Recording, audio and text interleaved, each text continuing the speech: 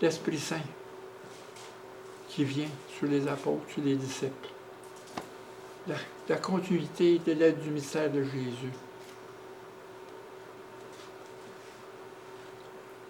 Luc a écrit, selon le témoignage de Paul, qui a eu des révélations directes de Christ, parce qu'il y est apparu à lui. Puis dans les Galates,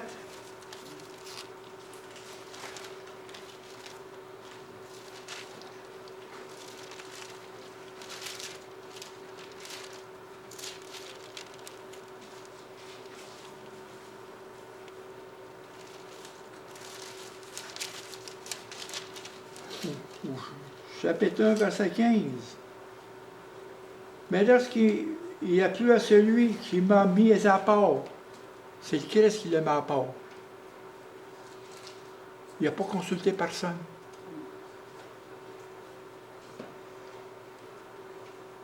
Mais à part, naît le sein de ma mère, et qui m'a appelé par sa grâce de révéler à moi son Fils, afin que j'annonçasse parmi les païens aussitôt. Je ne consultais ni la chair ni le sang. Je montai point à Jérusalem vers ceux qui fussent apôtres avant moi, mais je partis vers l'Arabie, et je revins encore à Damas. On voit ça dans les Corinthiens. Il a été mis en extase. C'est pour ça qu'il y a eu un échange dans sa chair. Il faut qu'il s'enorgueillit.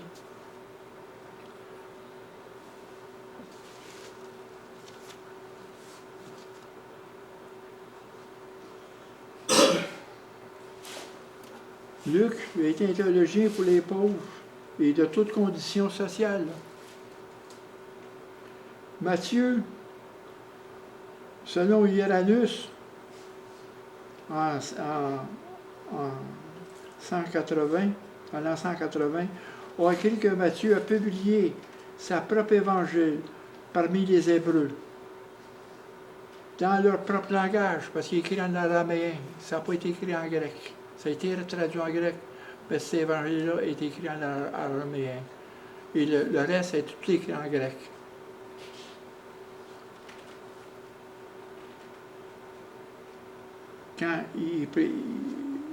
Ça, c'est quand Pierre et Paul prêchaient encore dans l'Évangile à Rome, en établissant l'Église à Rome. Le disciple et son interprète, en parlant de Matthieu, a écrit la substance de prédication de Pierre comme Luc. Toujours la révélation des promesses et les prophètes de l'Ancien Testament pour démontrer que Jésus est bel et bien le Messie. C'est ce que Matthieu a fait, parce qu'il a pris la généalogie de Jésus.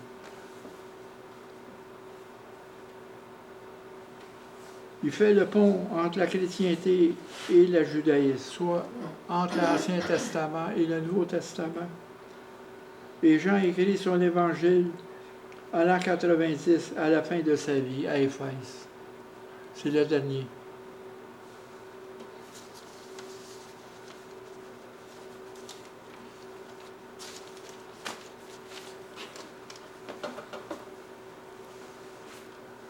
Mais quand il dit ici, il revient à la même parole. C'est là qu'il y a une évidence. Aujourd'hui, de l'Évangile en nous. L'Évangile de la gloire. Le dépôt de l'Évangile en nous. Car ici, il dit, car je n'ai point honte de l'Évangile. C'est une puissance de Dieu pour le salut de quiconque croit. Du juif, premièrement, puis du grec. Parce qu'en lui est révélée la justice de Dieu par la foi, pour la foi selon qu'il est écrit. Le juste vivra par la foi. L'Évangile est une puissance en nous. C'est une puissance, c'est l'évidence de Jésus qui est en nous. C'est l'évidence de la résurrection, parce qu'il est en nous. Puis c'est l'évidence que la tombe était vide, que Jésus était ressuscité. Il n'y a pas juste la résurrection, la tombe était vide. Parce qu'il y a eu déjà, à partir de ce moment-là, les gardes ont été payés pour dire que les apôtres ont été volés. Ils ont pris le corps de Jésus. Et ça est resté depuis ce temps-là. Mais Jean, c'était le premier qui est rentré dans la tombe. Après les femmes qui sont venues. Il a vu qu'est-ce qu'il a vu. Il a cru tout de suite. Il a cru déjà là. Le premier. C'est pour ça que la foi est une puissance. La foi est une puissance de Dieu. C'est une puissance, la foi en nous.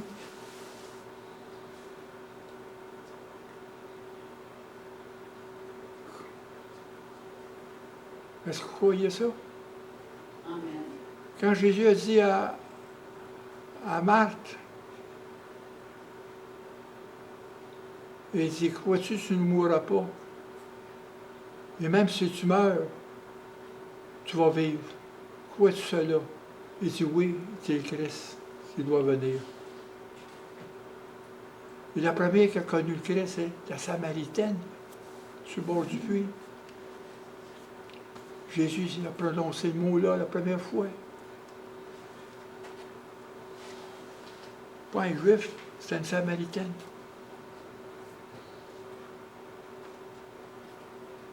Parce que Dieu, la foi, il y a une puissance de Dieu qui nous amène dans l'obéissance de la foi. Cette puissance nous amène dans une obéissance. On n'est pas capable d'obéir par nous-mêmes. C'est la foi qui est en nous. C'est l'Esprit Saint qui nous sanctifie dans l'obéissance qui est en nous. C'est une personne qui est en nous. Une personne, c'est pas quelque chose, c'est pas un fantôme.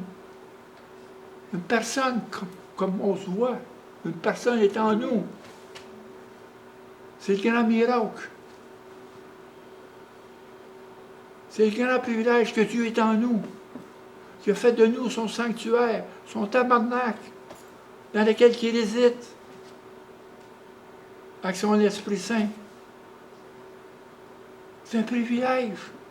Amen. Arrêtez de penser que c'est... Lâchez de vous sentir, là. Regardez en dedans de vous-même. Le royaume est là. Le trône est là. Laissez son trône là. Laissez-le guider, comme on le dit. Laissez sa destinée, votre destinée dans les mains de Dieu. Louez Dieu pour ça. On ne marche pas dans un monde qui est abstrait, où il ne sait pas où il s'en va, qui frappe des murs. Mur par-dessus mur, guerre par-dessus guerre, séisme par-dessus séisme. Ces choses vont arriver, comme Jésus a dit. Ces choses vont tous arriver avant que j'arrive. Mais il s'en vient. Il s'en vient. Il s'en vient.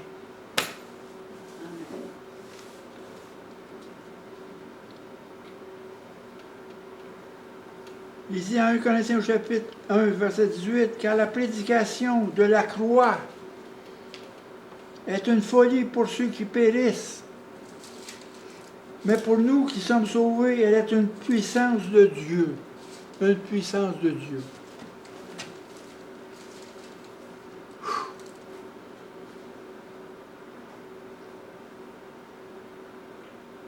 Quand Dieu nous a amenés au pied de la croix pour se répandre, la repentance est là.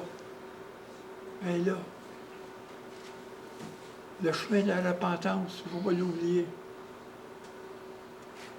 La foi est venue à nous parce qu'on s'est répandu avant. On s'est humilié devant Dieu. On ne peut pas rien faire de nos vies. On était arrivé, paf, fini, on ne peut plus marcher. Viens m'aider, tiens ma main. Viens m'aider, Seigneur. Pardonne-moi, je suis pécheur. J'ai marché sous l'emprise de Satan. J'ai marché par le monde. Je veux me retourner vers toi. C'est ça. C'est ça. Retourner vers Dieu. Laisser le monde en arrière de nous. Laisser le monde dans son abstraction. Les yeux de la foi nous font voir des choses que nos sens ne veulent pas voir. Je me rappelle un hymne en latin. J'aurais dit tout le temps, Predestes fidel sublimentum, les yeux de la foi, sensum defectui. Les yeux de la foi, il faut voir ce que mes sens ne peuvent pas voir. L'invisible. Une démonstration des choses qu'on ne voit pas. C'est la foi. Le plus tu avances, le plus tu rentres dans ta écriture, dans la prière, avec l'aide du Saint-Esprit, tu avances, tu vois des choses encore plus grandes. C'est comme on est comme Jésus marche avec nous, comme les disciples d'Emmaüs, qui ont marché 5000 avec Jésus, jusqu'à Emmaüs. Il a tout dit, qu'est-ce qui était dans les Écritures. Il révèle les choses. Il fait la même chose avec nous. Si on est encore ici dans 10 ans, 20 ans, on va comprendre des choses qu'on ne comprend pas aujourd'hui. On va voir des choses encore plus loin. La chose à son temps. Comme dit dans l'Ecclésiaste, Jésus, il dit Dieu fait toutes choses belles à son temps. On ne comprend pas son œuvre, qu'est-ce qu'il fait du commencement à la fin. Chacun de nous, on a un différent sentier, un différent chemin. On est appelé différemment, comme Paul. Il a dit, j'ai été appelé dès les seins de ma mère, formé dans les seins. Parce que Dieu peut nous guider, c'est lui qui nous a créés, c'est lui qui nous a rachetés de l'esclavage du péché. La vérité nous a affranchis du mensonge, du péché. Comment sont nos péchés? C'est par le doute. Satan met un doute. C'est là qui est dangereux. Et après ça, il voit que c'est beau. Il voit que le fruit est beau. Il prend le fruit et il commence à manger. C'est là qu'il vient de pécher. Il faut faire attention à ça. Le doute, notre pensée. Le cœur, c'est les égouts de notre pensée. Le cœur, ce sont les égouts. C'est tout là, ce filtre. Et votre champ d'épuration est là. Parce que Dieu filtre nous par sa paix, par sa joie, par son amour, il filtre nos tribulations, nos émotions. Ils sont filtrés par le Saint-Esprit.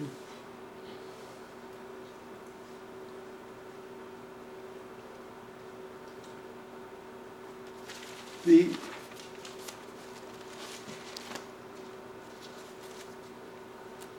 il dit dans Romains 16,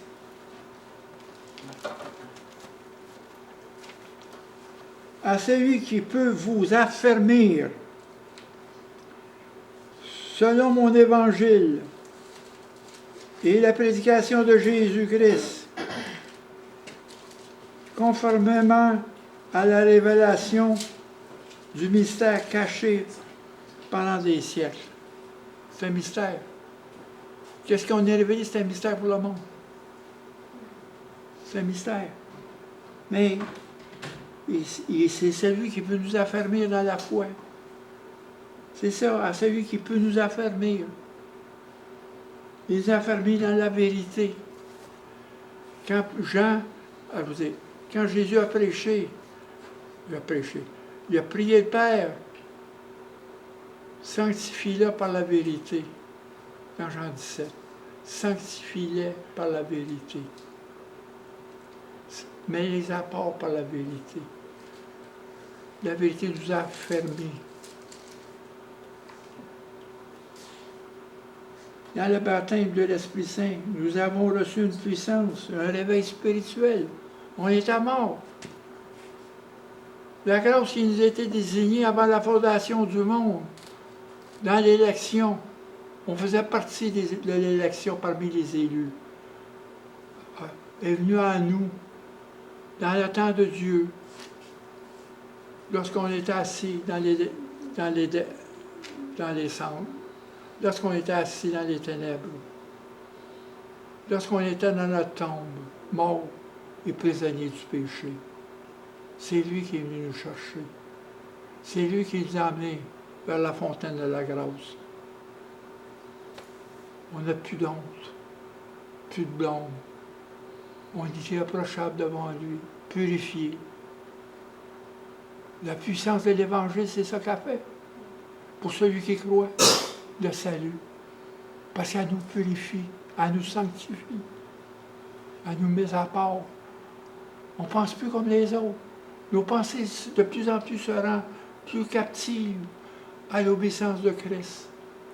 À ce moment-là, quand l'Église sera rentrée complètement à l'obéissance de Christ, moi je dis qu'il y a des puissances qui vont être relâchées qu'on n'a jamais vues ici sur la terre. Des méchantes puissances, dans l'obéissance et dans la foi. Parce que la foi nous amène à l'obéissance. Trust and obey if we love God. Trust and obey.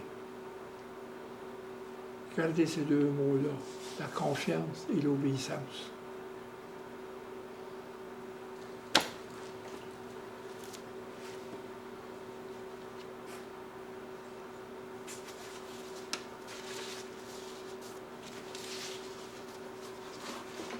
Quand quelqu'un vous demande la fiabilité de la foi, tu sais qu'elle vient votre foi.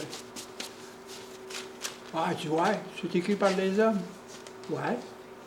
Ben, répétez cette histoire-là, des évangélistes qui ont été des témoins, qui ont écrit la biographie de Jésus, le Messie qui nous a été envoyé. C'est pas des contes de fées, ça. Il y a bien des gens qui prennent ça pour des contes de fées.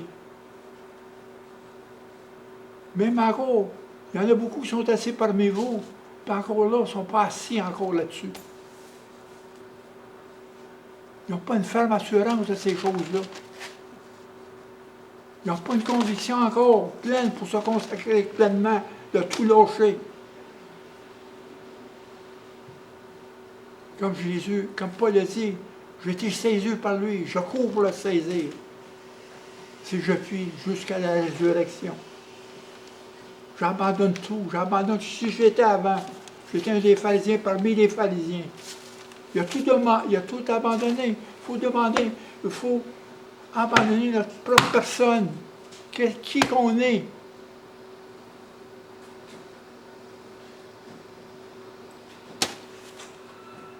Parce que notre propre personne devant Dieu, c'est rien, ça. C'est lui qui vient en nous, qui nous change, qui nous transforme. Un nouvel homme. On vient des filles et des fils de Dieu. Parce qu'on a reçu, quand il dit, dans Jean 1, verset 12, retenez ça encore. Ça, c'est l'Évangile, quand il a été traduit, c'est parce que ça a été mémorisé. Il faut mémoriser ces choses-là. Il faut méditer.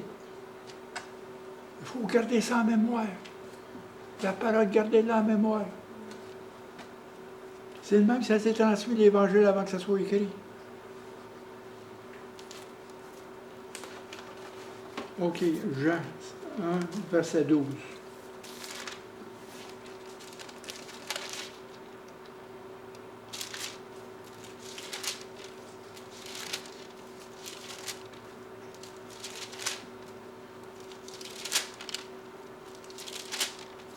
Je suis béni. Je suis béni par Dieu pour pouvoir vous transmettre ces choses-là. Avoir une liberté. C'est quelque chose de précieux qu'il m'a donné pour vous autres. Plus précieux que ça, là. Il n'y a rien de plus précieux que ça. Rien. Il n'y a aucun sage qui peut connaître ces choses-là. Mais vous les connaissez. C'est partager, c'est s'encourager. C'est ça. À marcher. À tenir jusqu'au bout. Quand il dit ici dans Jean verset 12. Mais, tenez deux, mais à tous ceux qui l'ont reçu, à ceux qui croient en son nom, il a donné le pouvoir de devenir enfants de Dieu, lesquels sont nés de Dieu, régénérés, renés. Et retenez 3 verbes. Recevoir, croire, pouvoir.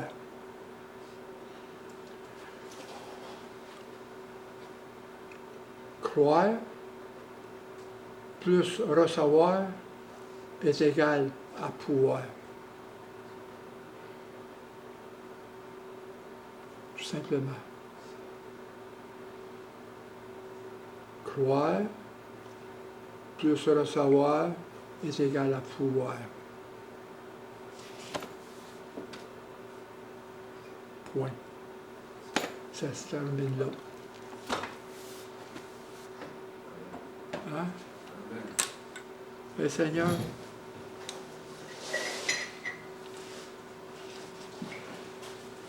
éprouve-nous avec ton message aujourd'hui, avec ta parole.